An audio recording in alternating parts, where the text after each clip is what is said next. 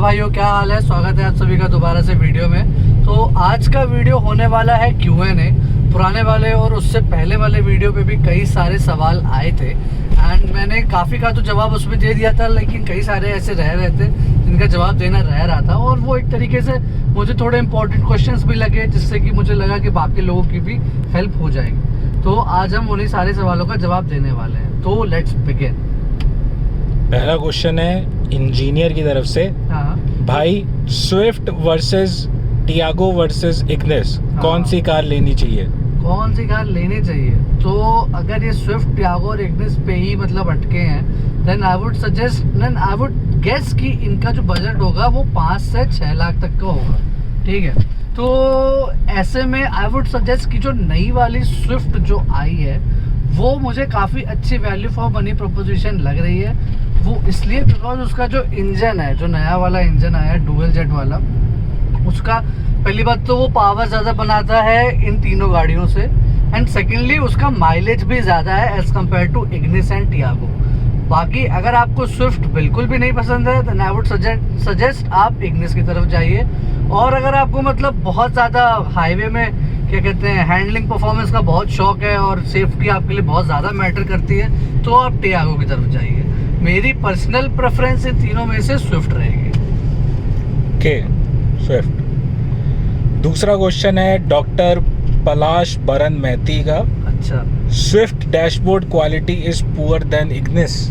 नहीं, ऐसा नहीं है। जैसे कि इग्निस में भी मैं आपको आगे की तरफ दिखा दूं कि अगर मैं इसको हल्के हल्के दबाने की कोशिश कर रहा हूं तो ये दब जा रहा है, जैसा कि आप देख सकते हो। हार्ड प्लास्टिक इतना नहीं है यहाँ पे। कुछ एरियाज इसके हैं जो कि इतने अच्छे नहीं है। बाकी आई वुड ओवरऑल अगर मैं इसकी बात करूं तो ठीक लगता है मुझे। आई वुड से कि इट्स पॉसिबल।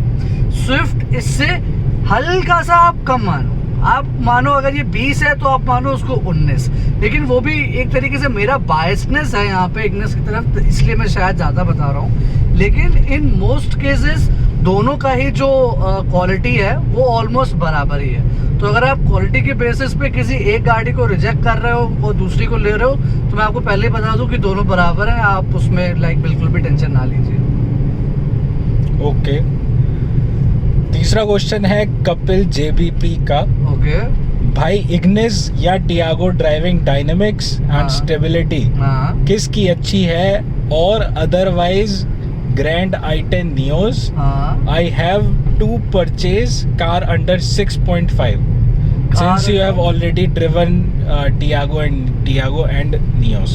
अच्छा, कार अंडर 6.5 मतलब अंडर 6.5 का एग्जैक्ट मुझे तीनों गाड़ियों का ऑन रोड प्राइस तो शायद नहीं पता होगा, लेकिन मैं गेस कर सकता हूँ कि जीटा मैनुअल इग्निस की और टियागो की XZ या XZ प्लस और नियोस का मैग्ना ऑलमोस्ट इस वाली रेंज में आता है इन तीनों गाड़ियों का। तो अभी तो खैर ये 3 गाड़ियाँ बेसिकली इस बजट में आ रही हैं। सबसे पहले उन्होंने क्या पूछा है?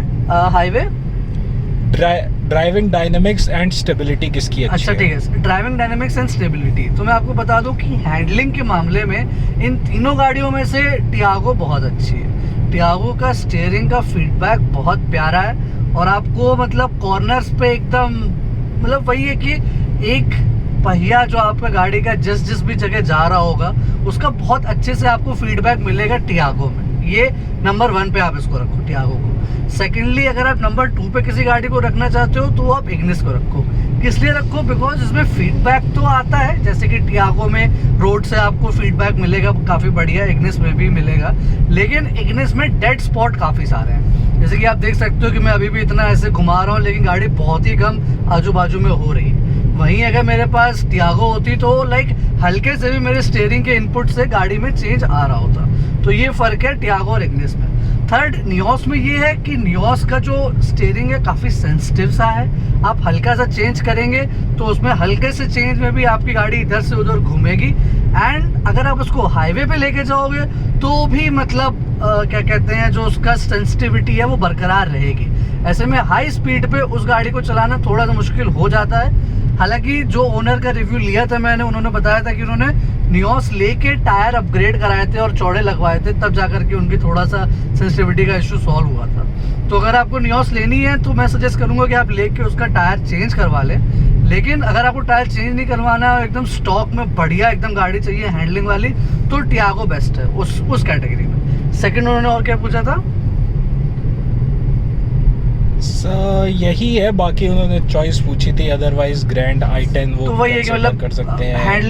हैंडलिंग और लाइक ड्राइविंग डायनेमिक्स के ही शौकीन है ये, प्रेफरेंस है उसका। हाँ, तो मैं बोलूँगा कि आप टियागो की तरफ जाओ, बिकॉज वो आपको ज़्यादा एंगेजिंग ड्राइव देगी। टियागो का आपको बस एक छोटा सा ड्रॉबैक मिलेगा, वो ये मिलेगा कि लाइक इंजन जो उसका, सिंस उसका 3 सिलेंडर इंजन है, तो उसका इंजन उठने में थोड़ा सा मतलब रिलेटिवली स्लो लगेगा as compare to 4 cylinder engine cars जो कि नियोस होती है और इग्निस होती है। लेकिन जैसे ही आप मिड रेंज और टॉप एंड में जाओगे तो उसका 3 सिलेंडर ठीक ठाक बढ़िया परफॉर्म कर जाता है। आपको हाईवे पे उसकी पावर में कोई कमी नहीं लगेगी, हल्की फुल्की आपको उसकी कमी क्या कहते हैं बम्पर टू बम्पर ट्रैफिक में लग सकती है।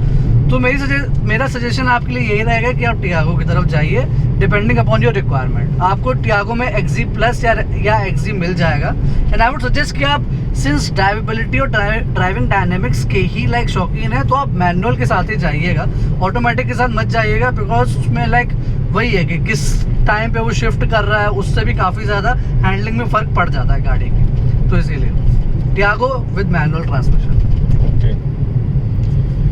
अगला क्वेश्चन है संदीप कोपाड़े का, काफी अच्छा क्वेश्चन है। क्या? मैंने इग्निस सिग्मा पिछले महीने में खरीदी है। फर्स्ट सर्विस के पहले गाड़ी का एवरेज कितना होता है और आफ्टर फर्स्ट सर्विस क्या एवरेज में कोई बदलाव होता है? हाँ, इसको मैं आंसर ऐसे देना चाहूँगा कि जब मैंने गाड़ी ली थी तब मेरा एवरेज जो आ रहा था वो अराउंड 17 किलोमीटर पर लीटर आ रहा था। लेकिन यहाँ पे मैं एक चीज़ और ऐड करना चाहूँगा कि वो शायद इन फैक्टर्स की वजह से भी आ रहा था, बिकॉज गाड़ी में उस समय जो टायर प्रेशर रहता था वो लाइक काफ़ी कम रहता था। किसी वजह से उस गाड़ी में टायर प्रेशर कम रह गया था, उसकी वजह से माइलेज भी थोड़ा सा डिस्टर्ब हो गया था।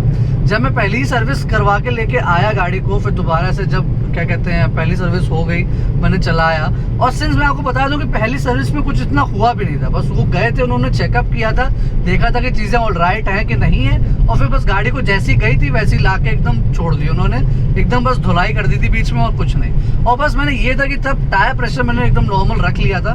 तब से लेके अभी तक मेरी गाड़ी का जो माइलेज है वो शहर के अंदर 18-19 रहा है, एकदम वर्स्ट केस में 17 रहा है, और अगर मैं हाईवे पे जाता हूँ तो अभी लाइक मेरा एवरेज आप मान लो 23 से 24 रहता है आराम से हाईवे पे। और मेरी जो ड्राइविंग स्पीड रहती है वो रहती है 50 किलोमीटर पे लगभग अराउंड 90 to 100 के बीच में, 90 to 100 या 80 to 100। मैक्सिमम से मैक्सिमम में जाता हूँ तो 110 चला जाता हूँ, लेकिन उससे ज़्यादा मैं नहीं भगाता गाड़ी को if I want 23 to 24 kilometre per litre of mileage. तो to answer your question, I don't think कि लाइक पहली सर्विस के बाद माइलेज में कोई भी इतना चेंज आएगा। आजकल की तो गाड़ियाँ भी इतनी अच्छी आ गई हैं कि आप लाइक उनको ब्रेकिंग पीरियड की भी एक तरीके से ज़रूरत नहीं पड़ती है। तो आपको जितना माइलेज पहले मिल रहा है आपको बाद में भी उतना ही मिलेगा। हालांकि 1 या 2 किलोमीटर का बहुत ज़्यादा फर्क आया तो आगे आ जाएगा, अदरवाइज नहीं आएगा, आप टेंशन फ्री रहिए। ओके, अगला क्वेश्चन है ललित शर्मा का i10 नियोस के लिए। ओके भाई, पिछली वाली सीट पर 3% बैठने के बाद पूरी गाड़ी नीचे बैठ जाती है क्या? इसका कोई सोल्यूशन? नहीं, आई थिंक नहीं बैठती है। ओनर से जिनसे मैंने रिव्यू लिया था उन्होंने तो ऐसी कोई भी कंप्लेन का बात नहीं करी कि जिसमें उनकी गाड़ी नीचे बैठ जा रही हो। ऑल्दो अगर आपको ऐसी कोई कंप्लेन आती है रिगार्डलेस ऑफ एनी ऑब्जर्वेशन, तो मैं एक सजेस्ट करना चाहूँगा आपको। एक सरदार जी ही हैं यूट्यूब पे, उन्होंने अपनी टाटा टियागो CNG में जब उन्होंने इंस्टॉल कराया था तो उनका सस्पेंशन थोड़ा सा बैठ गया था। तो उन्होंने क्या किया था, सस्पेंशन के नीचे गत्ते आते हैं, अब उसको इंग्लिश में प्रॉपरली क्या कहते हैं मुझे उसकी टर्मिनोलॉजी अभी नहीं मालूम है, बुश कहते होंगे शायद। लेकिन अगर आप किसी मैकेनिक के पास जाएंगे, लोकली मैकेनिक जो कि मतलब सस्पेंशन वगैरह में डील करता हो, तो वो गत्ते आपके सस्पेंशन के नीचे बढ़ा देगा, तो उससे आपकी सस्पेंशन की जो हाइट होगी वो हल्की सी बढ़ जाएगी। तो इससे अगर 3 लोग भी अगर आपकी सीट के पीछे बैठ रहे होंगे तो आपको कोई ऐसी झुकने वाली कोई परेशानी नहीं आएगी, बिकॉज वो आपकी सीट हाइट को परमानेंटली इंक्रीज कर ही देगा। तो यही एक सोल्यूशन हो सकता है जिसके बारे में आप पूछ सकते हैं। हट्टे कट्टे लोग होंगे, हट्टे कट्टे लोगों के लिए। हाँ मतलब ठीक है, काफी सही हो जाएगा वो तो। एक तरीके से जो उन्होंने अपनी टियागो में चेंज कराया था वो तो चलो 60 kg का पहले तो सीएनजी सिलेंडर ही था इतना भारी, तो आई थिंक लाइक, और वो भी एकदम पीछे रखा था गाड़ी के, तो समझ सकते हो कि कितना फोर्स लग रहा होगा। तो उसमें आई थिंक वो गत्ते ठीक रहेंगे इस सोल्यूशन के लिए। अगला क्वेश्चन है चंदन प्रधान का। ओके, टाटा एल्ट्रॉस लेना चाहिए या i10 Neo sports, please answer the follow me. Okay यार ये तो बड़ा मुश्किल वाला क्वेश्चन है। देखो टाटा एल्ट्रोस का, देखो मुझे टाटा की गाड़ियाँ बहुत अच्छी लगती हैं in terms of handling, in terms of build quality and in terms of driving dynamics, ठीक है, बहुत सही गाड़ियाँ हैं टाटा की। लेकिन जहाँ टाटा में थोड़ी सी कमी मुझे लग जाती है वो लग जाती है इंजन रिलायबिलिटी में और जो उसके पार्ट्स की ड्यूरेबिलिटी है उसमें, बस। एंड जो नियोस है उसमें ये है कि आपको पता है ये 2 स्टार उसकी सेफ्टी रेटिंग निकल के आई है, विच इज़ वेरी सैड। लेकिन जो उसके इंजन की जो रिलायबिलिटी है और जो मतलब पार्ट्स की उसकी ड्यूरेबिलिटी है, जो उसका 4 सिलेंडर का इंजन है वो बहुत रिलायबल है और कितने सालों से चला आ रहा है। एंड आई डोंट थिंक कि किसी को उससे बहुत मेजर कंप्लेंट्स है। तो with that all that being said, मैं यही बोलना चाहूँगा कि अगर आप टाटा की गाड़ी ले करके, अगर आप इंजन की अगर कोई प्रॉब्लम फ्यूचर में अगर आ रही है हल्की फुल्की, उसको आप आराम से झेलने के लिए तैयार हैं, या मतलब आपका सर्विस सेंटर इतना कोऑपरेटिव है कि अगर कोई भी ऐसा इशू आता है आपके इंजन में तो वो जा करके आपको एकदम हेल्प करने के लिए फुल ऑन तैयार है, देन आई वुड सजेस्ट कि आप टाटा एल्ट्रोस के साथ जाइए। बिकॉज लाइक एल्ट्रोस एक बहुत ही लाइक अच्छा प्रोडक्ट है, जिस प्लेटफॉर्म पे भी वो बेस्ड है, जो हैंडलिंग वो प्रोवाइड करता है वो बहुत सही है एक तरीके से। It is only held back by poor engine reliability and sort of performance in a way, आप ये कह सकते हो। तो मैं आपसे ये बोलूँगा कि अगर आपका सर्विस सेंटर से पहचान अच्छी है एंड अगर आप क्या कहते हैं, ये देखो निसान मैग्नाइट जा रही अगर आपका जो डीलरशिप है वो आपको सर्विस अच्छी देता है और उसका सर्विस अच्छी देने का रिकॉर्ड है, तो आई वुड सजेस्ट आप टाटा एल्ट्रोस की तरफ जा सकते हैं। अच्छा प्रोडक्ट है और आपको काफ़ी सही भी लगेगा इन द फ्यूचर। तो ये रहा आंसर। अगला क्वेश्चन है संतोष सिंह का। ओके भाई मेरे को हैचबैक लेनी है, इग्निस या स्विफ्ट, कौन सी बेटर गोगी? Question mark. कोई बजट लिखा है क्या? रिपीट हो रहा है फिर से। नहीं बजट लिखा है क्या? बजट नहीं लिखा। अच्छा देखो यार, मैं चलो दोनों ही सिनेरियो बता देता हूँ। देखो अगर आप ऐसे बंदे हो जिसको मतलब हेडरूम ज़्यादा चाहिए, जिसको ऊंची ड्राइविंग पोजीशन का बहुत शौक है, ठीक है, और जिसको बेसिकली जो इंटीरियर वगैरह है वो थोड़ा सा और up class premium in terms of design चाहिए, तो आप मेरी मानो तो आप इग्निस की तरफ चले जाओ, ठीक है। लेकिन अगर आपको एकदम वही है कि बहुत इग्निस का डिज़ाइन इतना पसंद नहीं आता है और आपको थोड़ी सी स्पोर्टी ड्राइविंग पोजीशन अच्छी लगती है और आपको जो सस्पेंशन है वो हल्के से सॉफ्ट वाले पसंद है, तो मैं सजेस्ट करूँगा कि आप स्विफ्ट की तरफ चले जाओ। क्योंकि in terms of overall parts and durability and engine performance दोनों गाड़ियों में इतना फ़र्क नहीं था, लेकिन अब वैसे हो गया है only in terms of engine performance, क्योंकि स्विफ्ट में अब नया इंजन आने लग गया है 90 हॉर्स पावर का, जो कि इग्निस में नहीं आता है। हालांकि स्विफ्ट का बेस मॉडल भी आपको थोड़ा सा महंगा पड़ेगा एज कम्पेयर टू इग्निस, लेकिन वो फ्यूचर में आपके पेट्रोल के पैसे थोड़े से बचा देगा। तो सिंस स्विफ्ट एक नया इंजन लेके आई है, थोड़ा मेहनत कर रहे हैं वो लोग, क्या कहते हैं, मार्केट में रह के कॉम्पिटिटिव होने के लिए, तो आई वुड सजेस्ट कि आप स्विफ्ट की तरफ जाइए। मैंने उसका प्री फेसलिफ्ट वाला मॉडल अभी चलाया है एंड आई डोंट थिंक कि लाइक उन्होंने ड्राइविंग डायनामिक्स पुराने वाले मॉडल से कुछ इतने चेंज किए हैं। And with that being said, I think नया वाला स्विफ्ट, नई वाली स्विफ्ट जो आई है फेसलिफ्ट वाली, वो आपके लिए बेस्ट रहेगी, आप उसकी तरफ ही जाइएगा। बट इग्निस के साथ नेक्सा का एक्सपीरियंस मिलेगा, स्विफ्ट के साथ अरीना का एक्सपीरियंस मिलेगा। हाँ आई मीन वो चीज़ हो सकती है, कई शहर में इग्निस और अरीना एक ही जगह पे हैं, ठीक है, लेकिन कई शहर में ऐसा है कि मतलब बटे हुए हैं। मेरे यहाँ पे तो बटा हुआ है इग्निस और क्या कहते हैं, अरीना और नेक्सा का। तो उसमें भी अगर मैं आपको बता दूं, जो एक्सपीरियंस ज़्यादा से ज़्यादा रहता है ना, वो इस चीज़ का रहता है कि जब आप सर्विस कराने जा रहे हो या अगर आपको कोई मतलब वैसे प्रॉब्लम हो गई है, क्या कहते हैं, गाड़ी में कुछ इशू कराने जा रहे हो, बट ओवरऑल जो मारुति सर्विस, मतलब मारुति सुजुकी की ही जो ओवरऑल जो सर्विस है उसका जो एक्सपीरियंस रहा है वो मेरा अभी तक काफ़ी अच्छा रहा है। मैं आपको एग्जांपल बताता हूँ ऐसी चीज़ का। थोड़ी टाइम पहले मेरा जो गाड़ी का एवरेज था, मैंने टैंक टू टैंक कैलकुलेट करने की कोशिश करी तो 13 किलोमीटर पर लीटर एवरेज आ रहा था टैंक टू टैंक मेथड से, लेकिन यहाँ पे 20 किलोमीटर लिख के आ रहा था। मैं वहाँ पे उसको चेक कराने के लिए लेके गया कि भाई क्या दिक्कत है, आप ये देखो बताओ इसमें क्या परेशानी है। तो उन्होंने देखा कि भाई 20 का एवरेज आ रहा है, क्या आप परेशानी ले रहे हो? तो मैंने बोला नहीं भाई मैंने किया है, इतना ही आ रहा है मेरा, मैं अड़ गया वहाँ पे। तो लेकिन फिर भी मेरे अड़ने के बाद भी उन्होंने पूरी तसल्ली से उस चीज़ को चेक किया और मतलब मेरे सामने ही फिर मुझे बिठा के इकोनोमीटर मतलब गाड़ी से कनेक्ट करके पूरा उन्होंने कैलकुलेट करके दिखाया कि आप देख लो 21 किलोमीटर पर लीटर का आ रहा है। तो आई थिंक ऐसी सर्विस अगर मारुति दे रहा है ओवरऑल, तो आप अरीना और नेक्सा में कितना ही फ़र्क हो रहा है उसकी आप टेंशन ना लीजिए। At the end of the day आपको गाड़ी सड़क पर चलानी है, बस गाड़ी अच्छी चलनी चाहिए। फिर चाहे शोरूम में आपको जो ग्रीट कर रहा हो चाहे शर्ट पैंट पहना हो या सूट पहना हो, उससे क्या फ़र्क पड़ता है। तो बात तो वही है।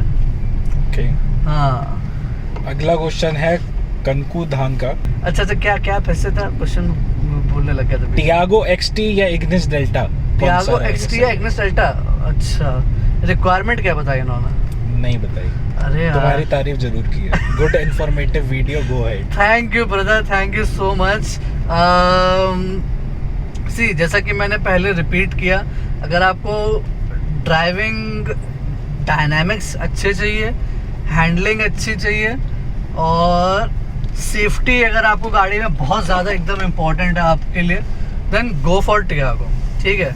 लेकिन अगर आपको इंजन परफॉर्मेंस चाहिए, रिलायबिलिटी चाहिए और smooth like sort of experience चाहिए ड्राइविंग का, और अगर आप थोड़ा बहुत स्टीयरिंग के क्या कहते हैं परफॉर्मेंस पे और सेफ्टी पे कॉम्प्रोमाइज़ करने को तैयार हैं, तो आप इग्निस की तरफ जा सकते हैं। बाकी इतना ही फ़र्क है दोनों गाड़ियों में, मैं तो ये बोलना चाहता हूँ। बाकी तो आप जानते ही हो कि अब आपके लिए क्या बेस्ट रहेगा।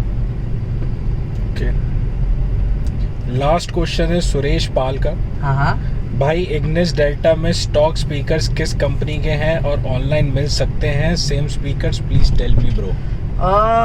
सबसे पहले तो मैं ये बोलना चाहूँगा कि ये आई थिंक के मैंने खोल के तो नहीं देखा है कि किसके हैं, कौन सी कंपनी। जेनेरिक कोई कंपनी है? हाँ, कोई जेनेरिक ही कंपनी है, बट मैं यहाँ पे गलत भी हो सकता हूँ बिकॉज ऑब्वियस सी बात है मैंने खोल के नहीं देखा है।